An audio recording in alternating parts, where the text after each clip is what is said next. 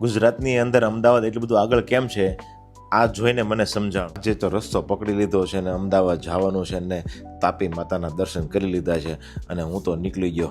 જય સ્વામી નીલકંઠને પગે લાગીને મહારાજને પગે લાગ્યો. મહારાજ પહેલાં હું તૈયાર થઈ ગયો છું આજે અને સંતોને પગે લાગીને હું તો નીકળી ગયો મહારાજને સાથે લઈને.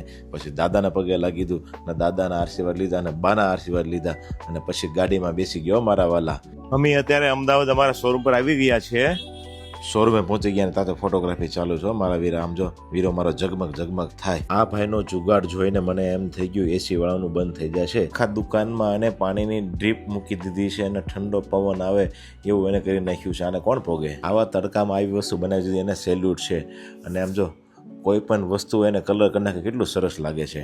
પછી અમારા શોરૂમ પર પહોંચી ગયો અને શોરૂમ ઉપર અમારા સ્ટાફને અમારા પાર્ટનર સાથે એક નાની મીટિંગ કરી અને માર્કેટિંગ અને સેલના વિશે સમજાવ્યું અને અત્યારે અપડેટ લાવવાની જરૂર હતી એના વિશે પણ સમજાવ્યું. કોઈ પણ ધંધામાં અપડેટ વગર કોઈ વસ્તુ ચાલતી નથી. અપડેટ તો લાવવું જ પડશે. રઘુભાઈના છોકરાને દંડવત કરવાની પ્રેરણા કરી, એનાથી થતા ફાયદા કીધા અને એનાથી શું લાભ મળે છે એના વિશે એને કીધું. અને સાથે સાથે મેં પણ દંડવત કર્યા એને શીખવાડવા માટે. પછી અમારા શોરૂમે અમે રાત્રે પહોંચી ગયા. સવારના 7 વાગે સુરતથી અમે નીકળેલા અને અત્યારે વાગ્યા 12:35 થઈ છે અત્યારે.